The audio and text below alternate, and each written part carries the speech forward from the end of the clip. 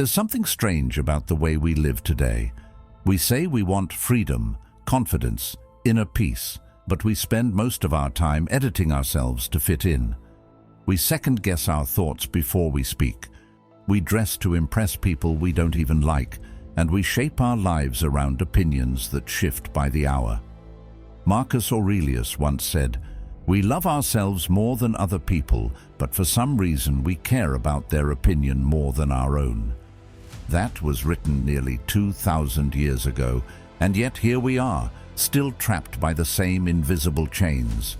The Stoics weren't immune to this struggle, but they developed tools, real, practical strategies for breaking free.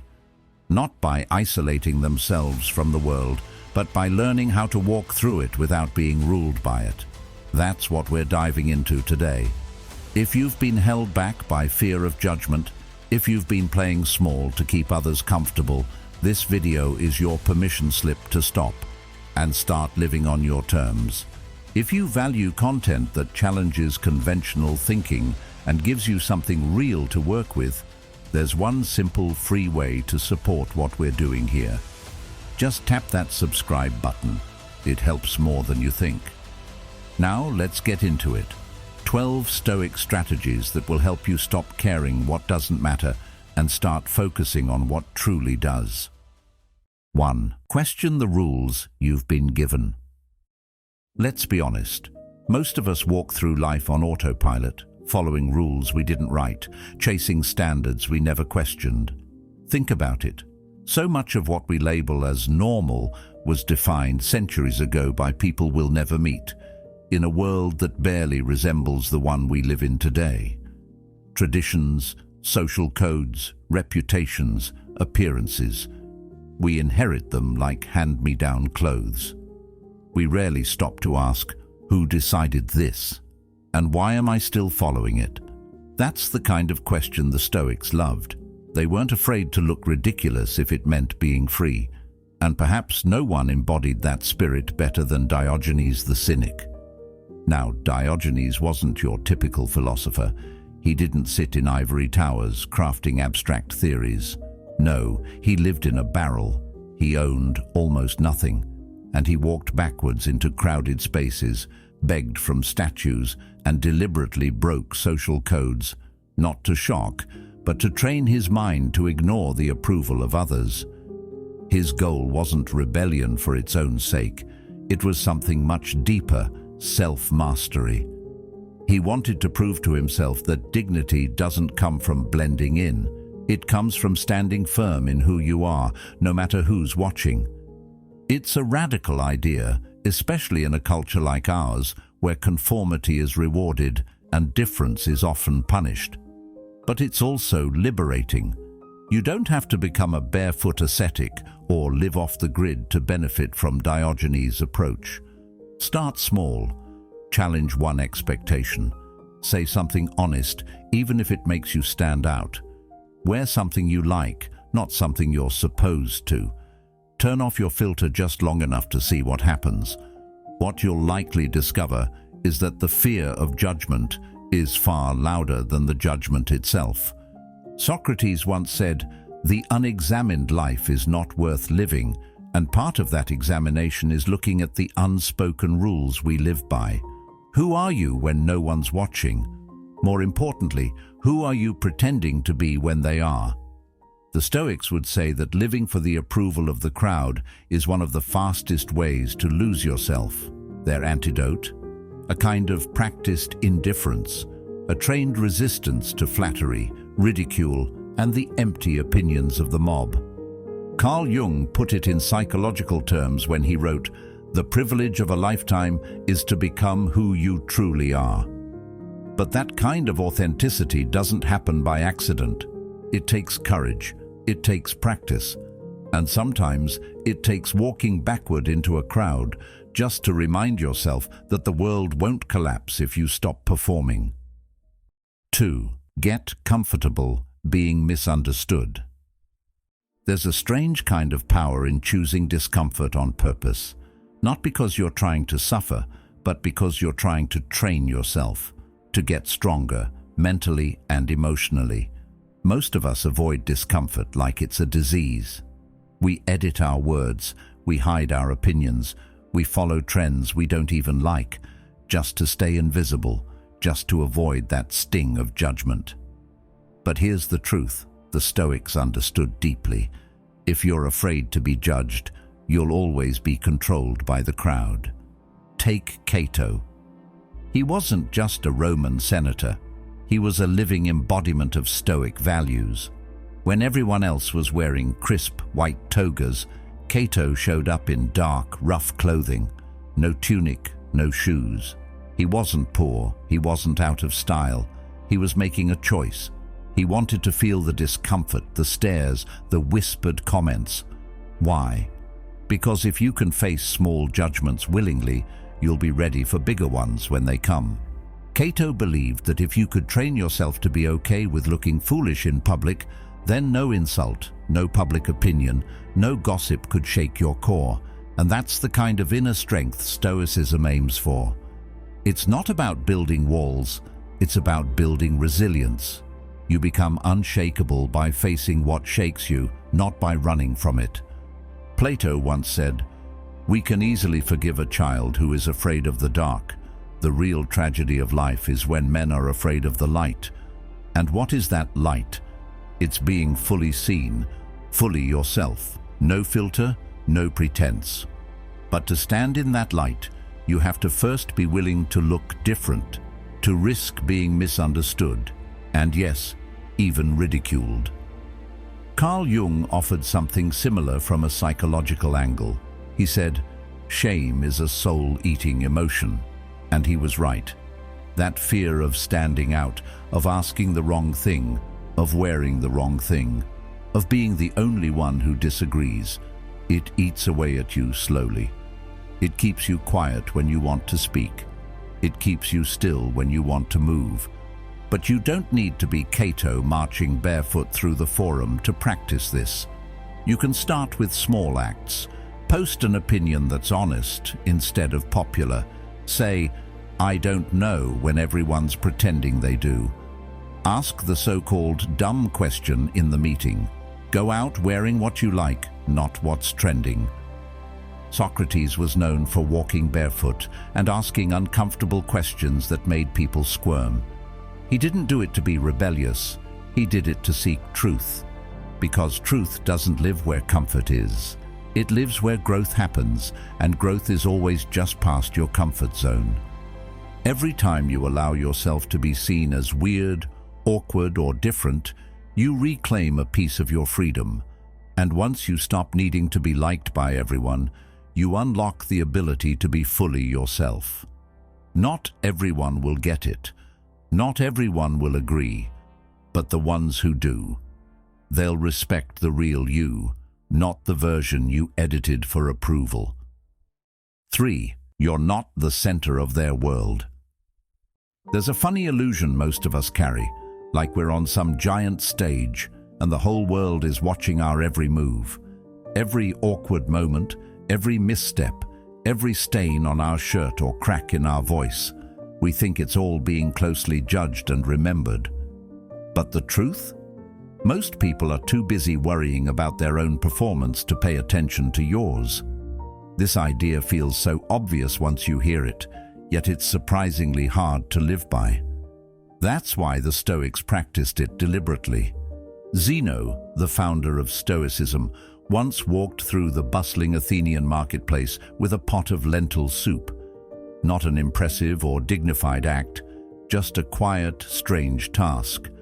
And when his teacher suddenly broke the pot, spilling the soup all over him, Zeno froze, humiliated. The crowd must have laughed, maybe whispered, but his teacher just smiled and said, "See, nobody cares." A brutal lesson, but a powerful one. That moment wasn't about embarrassment. It was about perspective. It was about breaking the illusion that everyone is watching. Aristotle said, "We are what we repeatedly do."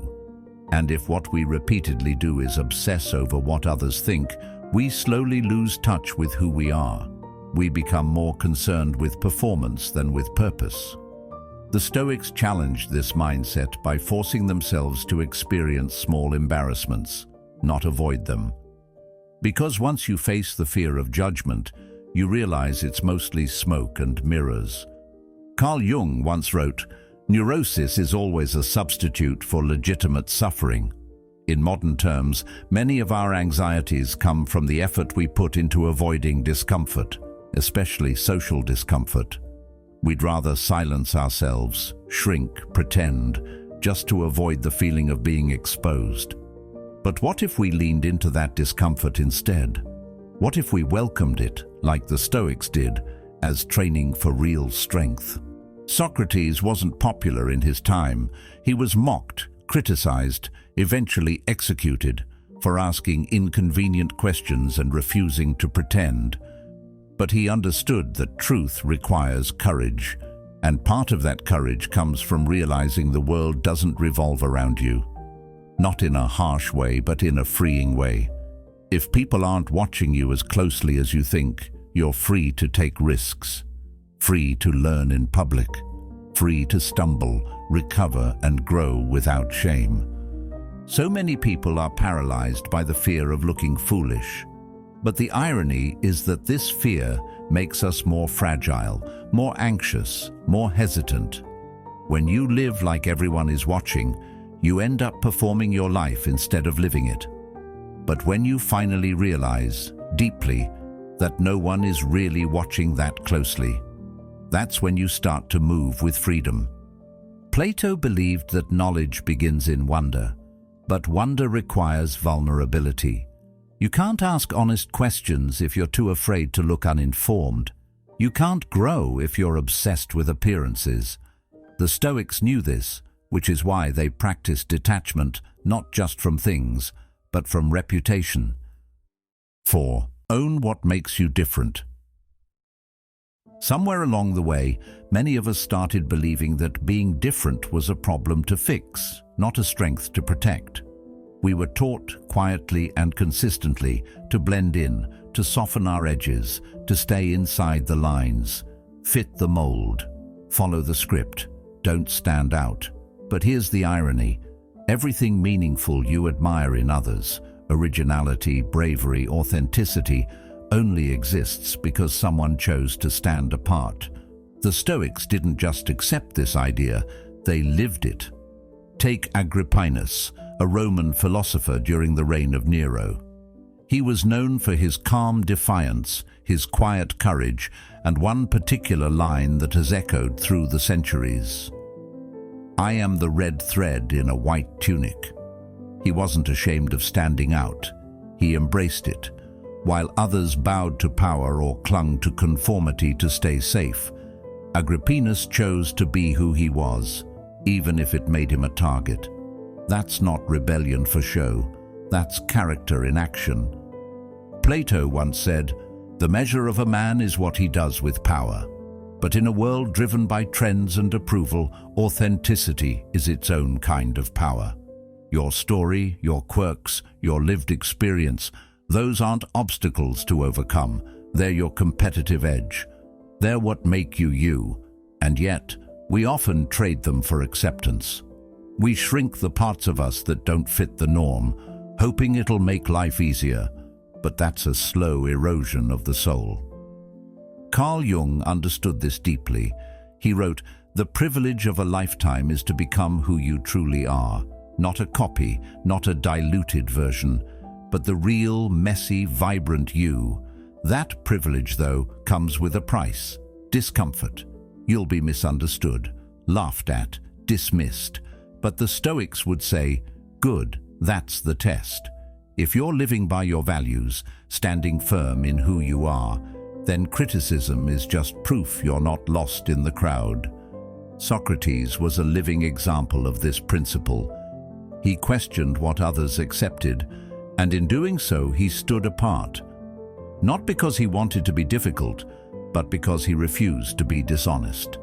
He saw the danger of a life spent conforming, how it leads to silence, to apathy, to decay of the soul. Socrates taught that a well-lived life is one that answers to truth, not trend. So let me say this plainly. Your weirdness isn't a weakness. Your past isn't a problem. Your voice, your vision, your values, those are your signature. When you try to erase them to fit in, you lose more than identity. You lose freedom. You lose meaning. You become forgettable in a world that desperately needs difference. 5. Stop asking for permission. Sometimes the loudest voices aren't coming from the world around us. They're echoing from the people closest to us. Family, friends, teachers, authority figures, people who love us, people who raised us, people who mean well, but still don't see the vision we're trying to build. And that's one of the hardest things in life, choosing between the life you were expected to live and the one you're meant to create. Florence Nightingale knew this tension better than most. Born into wealth, status, and privilege, she was expected to live a quiet, refined life. No working, no sweating, no sacrifice, certainly no nursing. In her time, nursing was seen as dirty, disgraceful, unfit for a woman of her background. But something in her spirit rebelled. She felt called to serve, to lead, to heal. And that internal voice, what some might call purpose, kept whispering. Eventually, it demanded a question. Are you going to let their opinions stop you from your purpose? That's not just a historical anecdote. That's a question we all need to confront. Because the truth is, we all carry invisible chains. Expectations, guilt, fear of disappointing the people we love. And so, we compromise, we stay quiet, we take the safe job, say the right things, chase approval instead of truth. But, as the Stoics would say, what good is safety if it costs you your soul? Epictetus taught that if you want to improve, you have to be willing to be misunderstood. He didn't just mean by strangers, he meant by the people you care about. Growth often requires friction. Not because you're trying to fight the world, but because you're trying to free yourself from the parts of it that don't serve you anymore. Carl Jung once said, "The greatest burden a child must bear is the unlived life of the parent." Sometimes the voice holding you back isn't your own. It's a dream someone else handed you. And while it may have come from love, it's not yours. You get one life. One. And you cannot live it fully while dragging someone else's expectations behind you like a shadow. Socrates warned against living an unexamined life. But it's not just about asking big questions. It's about making hard choices. It's about being honest, painfully honest, about what you want and what you're willing to risk for it. Because walking your own path might upset people. It might confuse them. It might even hurt. But denying that path, that hurts you, quietly, slowly, deeply.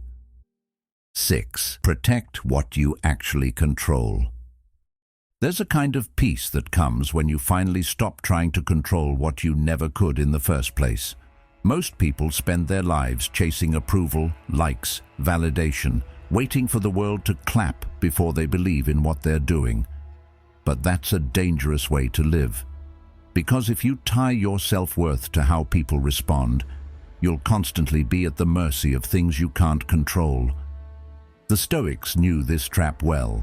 They built their entire philosophy on one powerful idea: focus on what's up to you, let go of the rest. You can control your effort, your attitude, your values. That's your domain. But you can't control how people interpret your actions.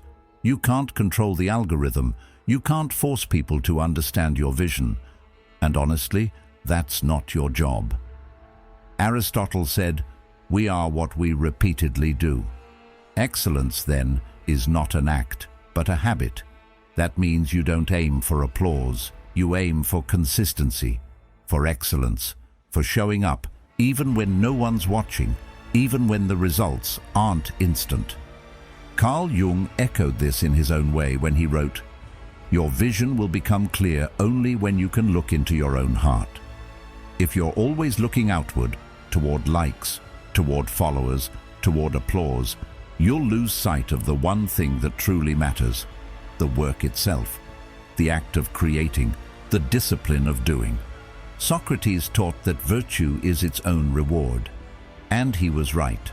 When you pour yourself into something with integrity, when you show up fully and give your best, you've already won. The outcome is noise. The process is everything. 7. Ask, who's talking? It's strange how quickly a single comment can ruin your day.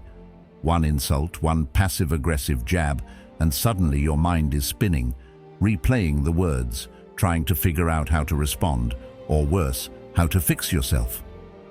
But before you let that voice get under your skin, it's worth asking, who exactly is this person I'm giving so much power to? The Stoics had a simple rule: don't blindly accept the judgment of others. Examine it, question it, and above all, ask if it's worth anything. Marcus Aurelius advised himself, get inside the mind of the one who criticizes you. What are their values? What do they believe in? Often, you'll find their judgment says more about them than it does about you. Plato once said, opinion is the medium between knowledge and ignorance, and most criticism lives in that messy middle, loud, vague, and unqualified. So why take it so seriously? Would you take medical advice from someone who's never opened a book? Would you let someone who's never built anything tear down what you've built with a careless opinion? Carl Jung pointed out that everything that irritates us about others can lead us to an understanding of ourselves. That includes our sensitivity to criticism. Sometimes we react so strongly, not because what was said is true, but because we haven't yet built the inner clarity to dismiss it. Socrates taught that wisdom begins with knowing what you don't know, and that includes knowing who doesn't deserve a seat at the table of your self-worth. Not all feedback is equal. Not all opinions carry weight. Your job isn't to please everyone. It's to discern which voices deserve your attention and which ones should be left in silence. 8. Pull back and see the bigger picture. We spend so much time trying to matter, trying to leave a mark, be remembered, stay relevant. But step back for a moment, zoom out. 100 years from now, will anyone remember what you posted today, or how many followers you had this month? Probably not. And if they do, will it even matter to you by then? The Stoics were obsessed with this kind of perspective. Marcus Aurelius, who ruled over one of the greatest empires in history, constantly reminded himself, fame is a clacking of tongues, legacy fades, dust settles over every name eventually. He even wrote that Alexander the Great and his mule driver met the same end, buried in the same earth, their differences meaningless in death. Carl Jung once said, life has always seemed to me like a plant that lives on its rhizome. Its true life is invisible, hidden in the root. In other words, what's deep and real can't always be seen. That's why Stoicism teaches us not to build our identity on applause or image, not because it's wrong to be liked, but because it's dangerous to need it. Socrates told his students to care more about the state of their soul than their reputation, because reputation is fragile. It can be taken, twisted, forgotten, but who you are, that's yours. That's what you carry when the lights are off and the crowd is gone. Aristotle spoke of eudaimonia, a kind of deep flourishing that comes not from status, but from a life lived with purpose, reason, and virtue. And you don't get that by chasing trends. You get it by looking up, thinking bigger, asking better questions about what really lasts. 9. Public approval is an empty currency. It's easy to mistake attention for achievement, to think that applause equals impact, or that likes measure value. But pause for a second, strip it down. What is applause really? Just hands hitting together. What's a like? A half-second tap, probably while someone's half watching something else. These signals feel big in the moment, but they're hollow if we make them the goal. The Stoics warned against this kind of distraction. Marcus Aurelius wrote often about praise, reminding himself that it's fleeting and shallow. He said it's not the sound of clapping that should matter, it's whether the action was just, honest, and rooted in virtue. That's the real reward.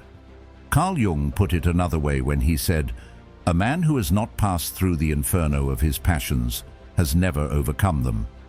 Real work, the kind that matters, often happens in silence, in the struggle, in the private moments with no applause, no recognition, and no immediate reward.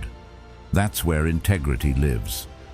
Socrates challenged people not just to seek truth, but to detach from approval.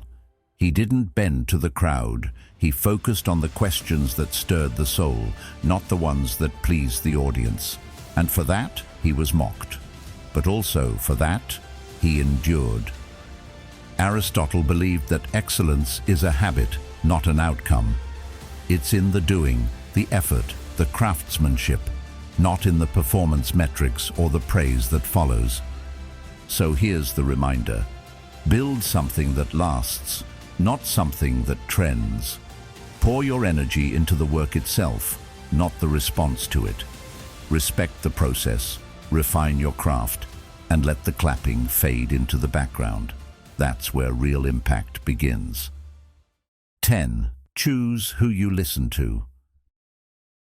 Not every opinion should have a key to your mind, and yet we often act like anyone with a voice deserves space in our thoughts. The truth is, some voices should be welcomed, others filtered out completely. It's not about arrogance, it's about discernment. The Stoics weren't indifferent to all feedback, they just believed in quality over quantity. Marcus Aurelius listened closely to his teachers, his mentors, his generals. He valued the insights of those who lived by principle and had earned his respect. But the noise of the crowd, the praise of the fickle, that he dismissed. Aristotle once said, "The friend of all is a friend of none." The same applies to your critics. If you try to listen to everyone, you'll end up hearing nothing clearly. That's why it's crucial to build your inner circle with intention. People who will challenge you with honesty. People who aren't afraid to tell you when you're wrong, but do it with care, not ego. Carl Jung wrote, "The shoe that fits one person pinches another." Advice is the same. Even well-meaning suggestions can be harmful if they don't match your values or your path. So instead of collecting every opinion like it's gold, ask, do I trust this person's life, their integrity, their wisdom? Socrates believed in dialogue, but only with those who pursued truth, not status. He welcomed difficult questions, but ignored empty rhetoric. That's the mindset. You don't shut everyone out, but you choose who gets through. 11th, live in a way that deserves respect. There's something freeing about realizing you don't need to be admired to be valuable. That applause isn't a requirement for living a meaningful life, because admiration, it's not something you can control. You can't make people respect you. You can't twist their perception to match your intention. But you can focus on how you show up, on what you stand for, on how you carry yourself when no one's watching. The Stoics understood this deeply. They didn't chase reputation, they built character. Epictetus said, "If you want to be good, first believe that you are bad." Not in a self-loathing way, but as a reminder to always be refining, always improving. Because the point isn't to appear admirable, it's to be solid at the core. Aristotle had a phrase for this, virtue ethics. He believed that goodness wasn't a costume you put on when people are around. It was a habit, a way of life formed through action, over and over, quietly, consistently. Carl Jung once wrote, "Who looks outside dreams, who looks inside awakes." That applies here. Reputation is external, it's fragile, it shifts, but your values, your internal compass, that's what holds steady when the world gets noisy or unfair. Socrates was put to death by the same city he tried to enlighten. His reputation, in the eyes of many, was damaged, but his legacy? Unshakable, because he stood for something real, even when it cost him everything. 12th, train yourself through fear. We spend so much time avoiding fear, thinking that if we just stay safe enough, quiet enough, perfect enough, it won't find us. But the Stoics believed the opposite. They leaned into discomfort. They sought it out. Not because they were fearless, but because they knew fear only grows in the dark. Step into it, though. Face it head on. Suddenly, it shrinks. Epictetus taught that the key to freedom is discipline, and part of that discipline is training the mind not to run from fear, but to meet it with calm and clarity. That's what exposure is. It's choosing again and again to step into situations that scare you, not recklessly, but intentionally. Controlled discomfort, deliberate practice. Carl Jung said, "What you resist not only persists, but will grow in size." That's fear in a nutshell. The more you dodge it, the bigger it becomes in your mind. But when you walk straight into it, send that email, speak in that room, share your work, something powerful happens. You don't just survive the moment, you expand because of it. Plato believed that courage isn't the absence of fear, it's the mastery of it. And mastery takes practice, representatives. You don't become confident by waiting to feel ready. You become confident by doing the thing before you're ready, again and again, until your nervous system learns, "Hey, I didn't die, I can handle this." Aristotle taught that all virtues are built through action. You become brave by acting bravely, even if it starts with trembling hands and a racing heart. That's how strength is forged. So here's the challenge. Don't wait to feel fearless. Pick the thing you're afraid to do and do it in small doses. Ask the uncomfortable question. Publish the messy draft. Speak up even if your voice shakes. That's not failure, that's training. In the end, the only approval you ever truly need is your own. The Stoics knew that peace comes not from applause, but from alignment with your values, your purpose, and your truth. So keep walking your path. Keep showing up as the real you, even when it's hard. If today's message hit home, there's another video waiting for you that'll take this journey even deeper. You'll see it on the screen now, just one more step forward. Thanks for being here and for being a part of Stoic Journal. Until next time, keep your mind steady, your heart clear, and your focus where it truly matters. We'll see you soon.